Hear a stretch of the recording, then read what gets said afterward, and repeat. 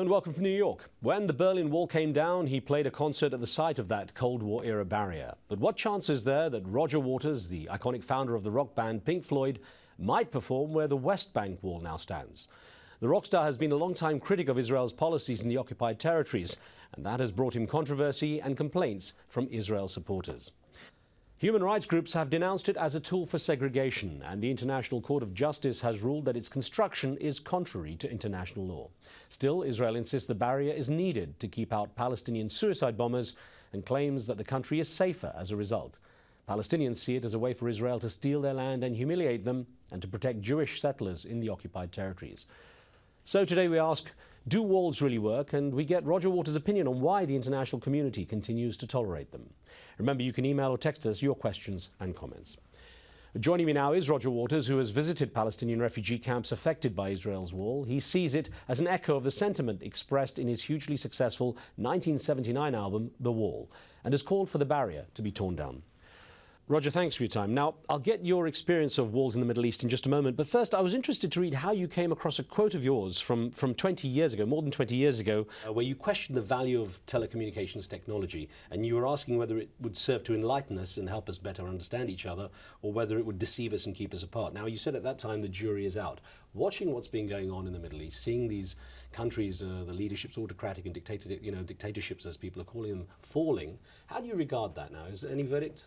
Well, one hardly dares to be optimistic about these things, but it does seem as if the internet in general and sort of Facebook and Twitter in particular are accomplishing the end of allowing people, whatever their age and status might be, to communicate with one another across national and religious and ideological boundaries that was not possible before. So I'm horrified as I am by the bloodshed that's going on everywhere. I'm nevertheless encouraged by that fact. Now, of course, you see the impact of music. You know the power of unity that can come from an iconic song, for example. Now, could you have expected social media to have this same kind of unifying force?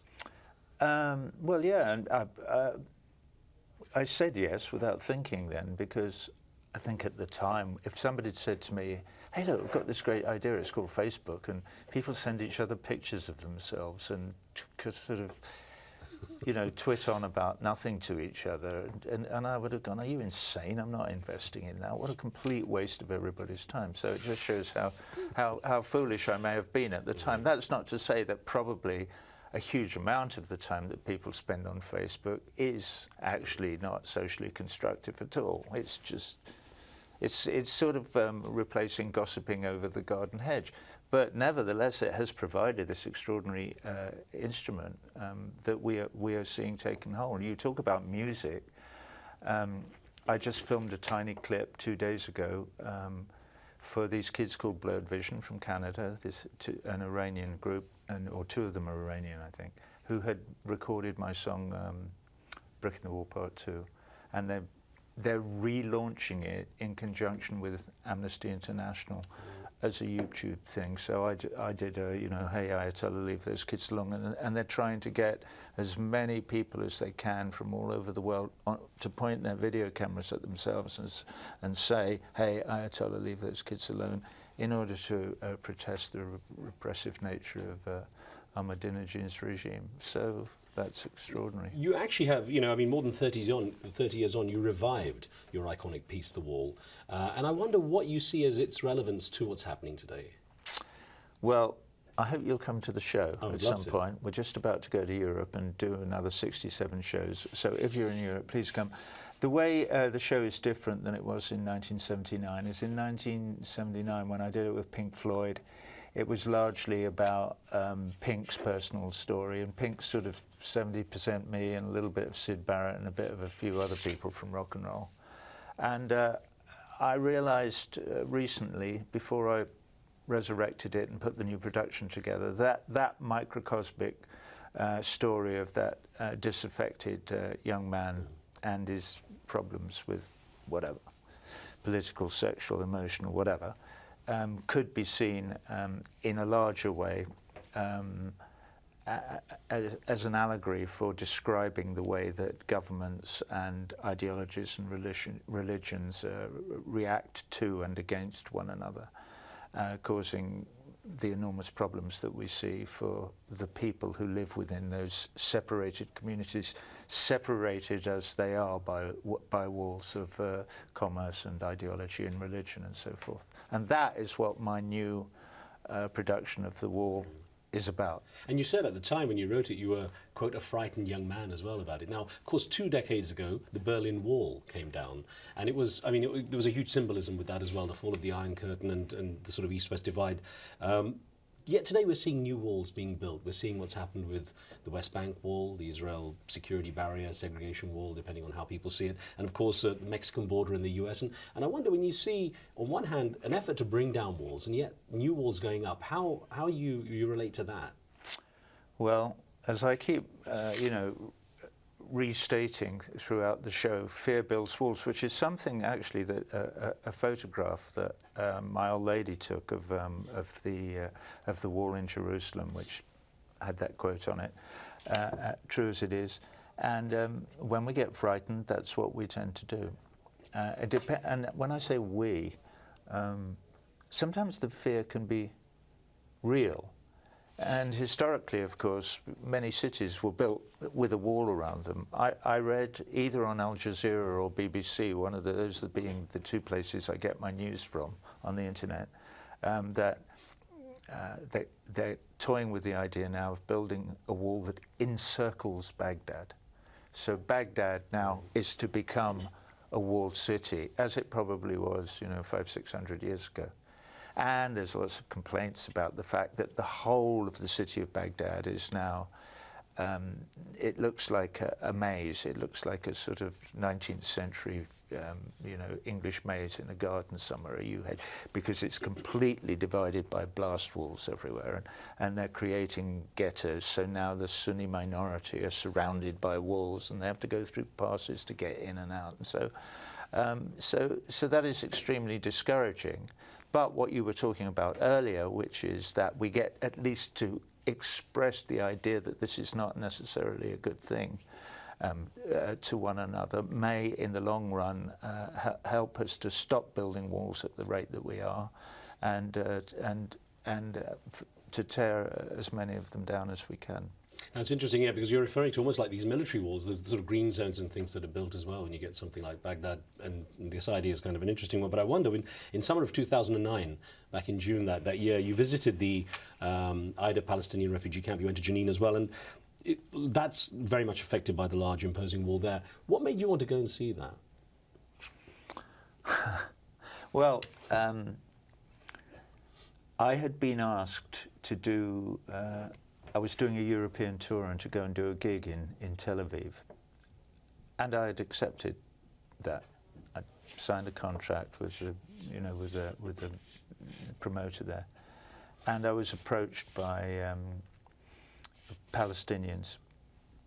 A specific guy, Omar Bagoti is his name, and just sent me a very polite, nice email saying, "Listen, we have this thing called BDS, which we're trying to promote, and we think that a cultural boycott of Israel would be a good idea, and we're asking you," and this was signed by thousands and thousands and thousands of people from everywhere, from Morocco to Algeria, to lots and lots of signatures from artists all over the Middle East, suggesting that I shouldn't do that.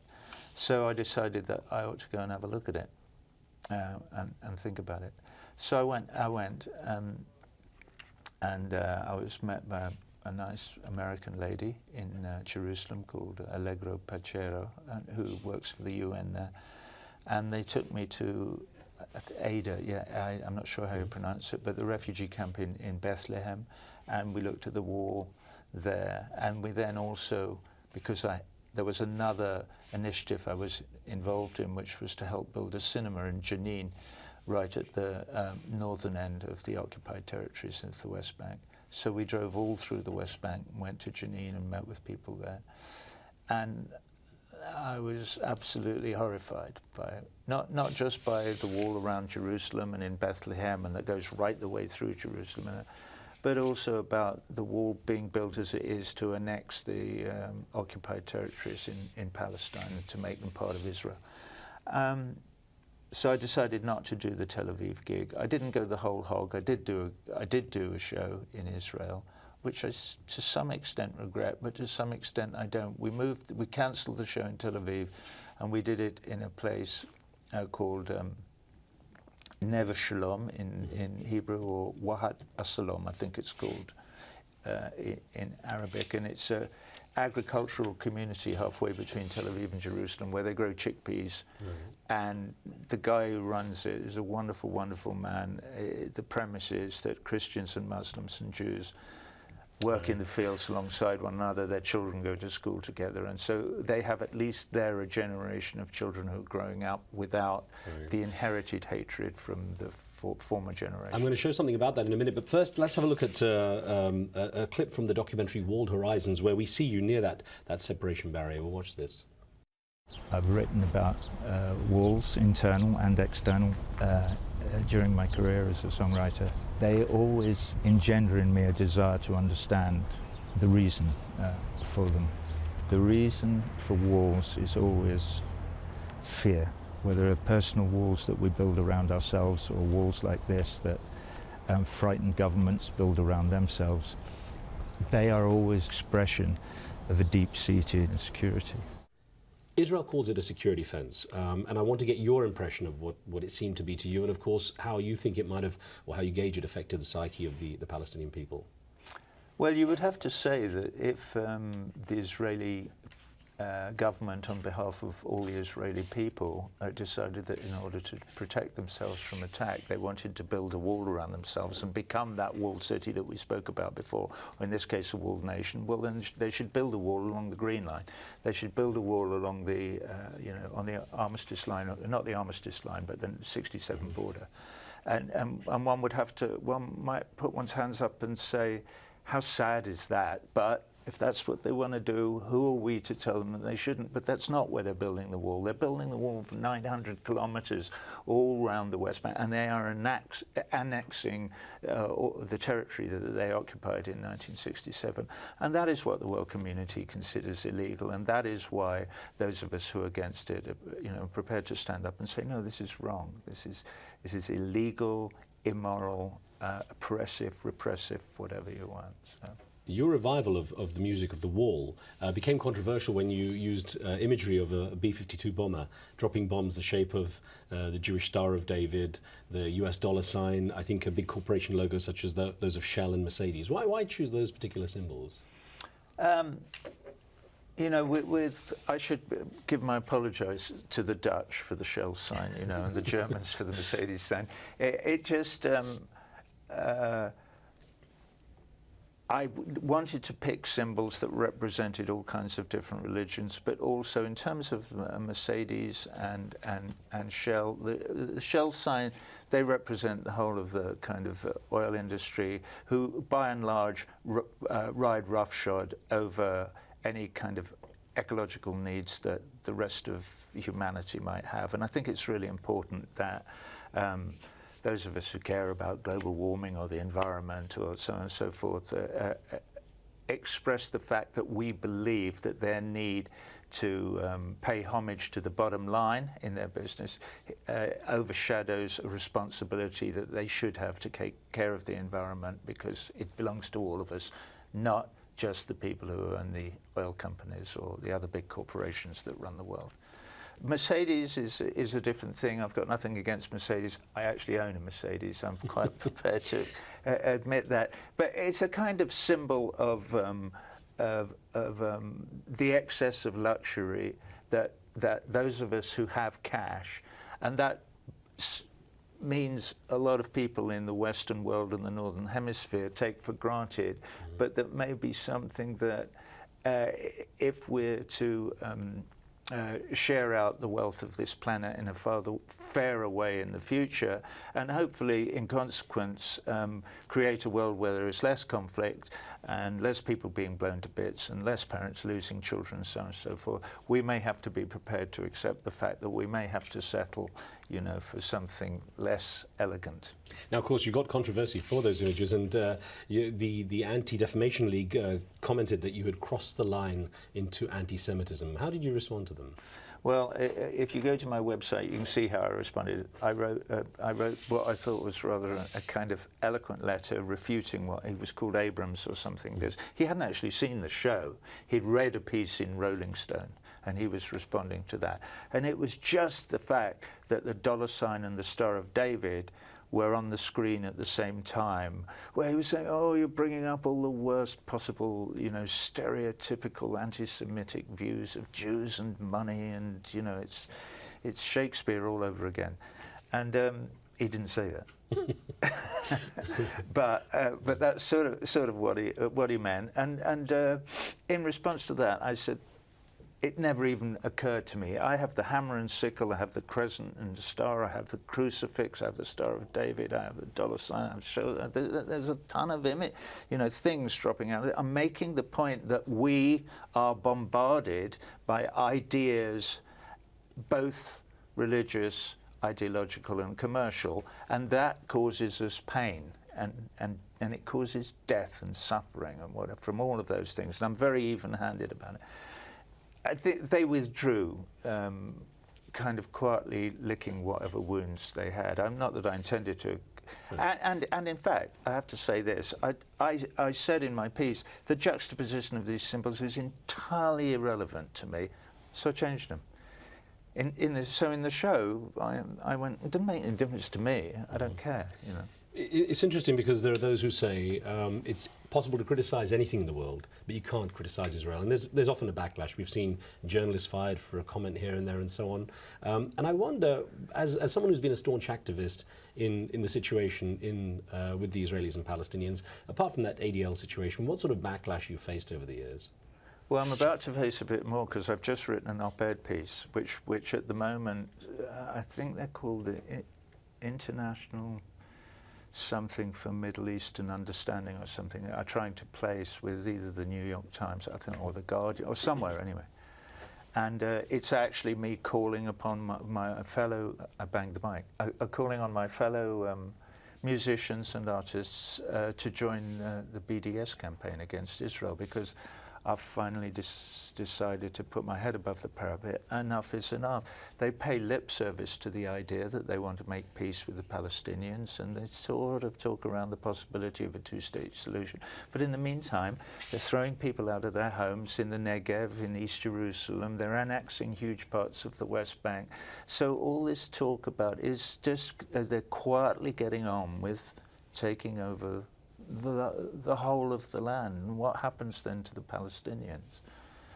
And I'm really concerned about that. As was my father, interestingly enough. My father taught at St. George's School in Jerusalem from 1936 to 1938, and was very concerned even then, you know, before the war, before the Holocaust, before all of that, about what was going on in Palestine. And he died fighting in Italy, I gather. Is that right? He died at Anzio, fighting the Germans in 1944. Now, you know, you talked earlier about the concert you did, and we're going to take another look at that documentary, Walled Horizons, where you were playing a concert at Neve Shalom. Let's listen to that.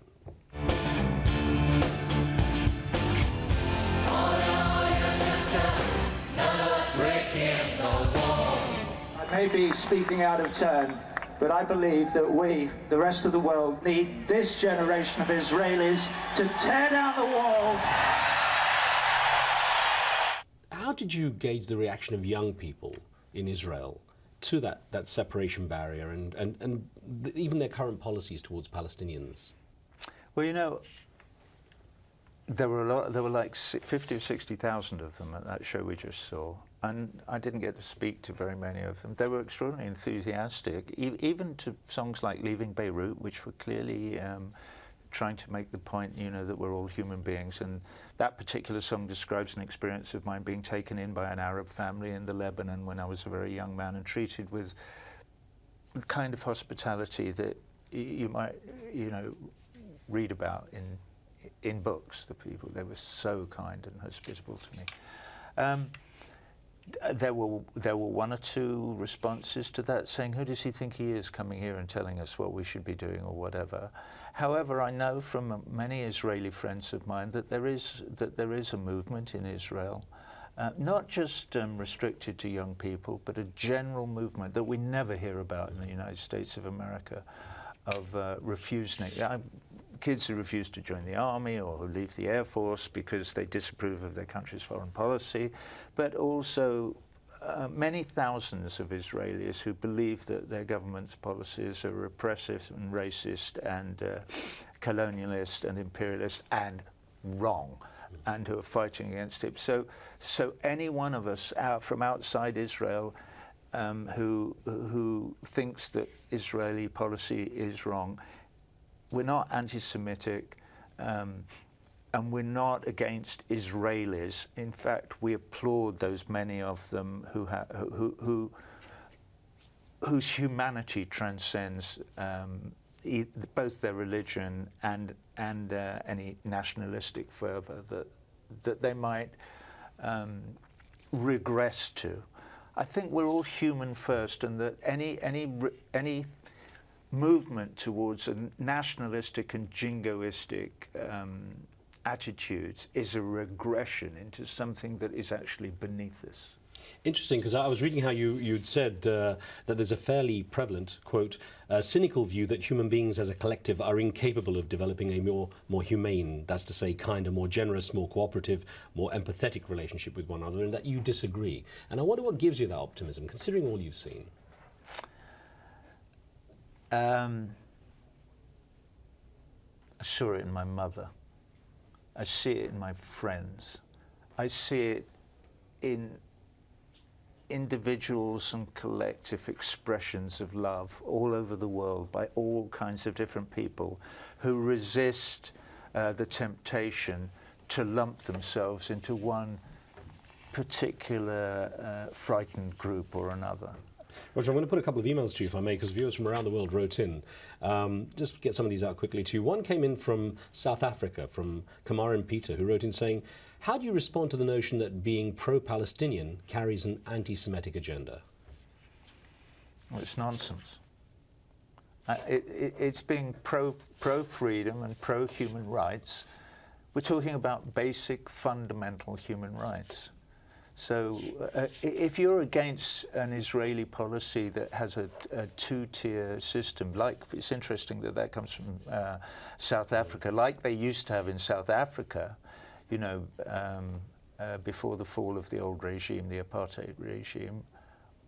Well, I'm against Israel for exactly the same reasons that I was against South Africa. It's a two-tier racist system. They have passbooks. They have to carry identity cards that say whether they're a Jew or an Arab. It's insane. I'm going to put one more email to you from Bangladesh, from Dhaka, from Masihul Chaudhry, who says, Roger's solidarity with Palestinians resembles the way George Harrison and Ravi Shankar played for Bangladesh in 1971. His efforts will add to the strength of the Palestinians. A comment there. It makes me wonder, you played at the site of the Berlin Wall in 1990, after that wall came down. From what you've seen, and considering how lingering the situation has been, how long it's been lingering between Israelis and Palestinians, do you ever expect to play at the site of the former wall, the separation wall? Well, wouldn't it be great to say yes? Yes. There you go. And you can call me an old fool, but these things can happen very, very swiftly. You know, there's a tipping point in all of this always. And I wouldn't want to say no, because that might discourage those people who believe in a peaceful solution. And I want to encourage that line of thought and encourage those people.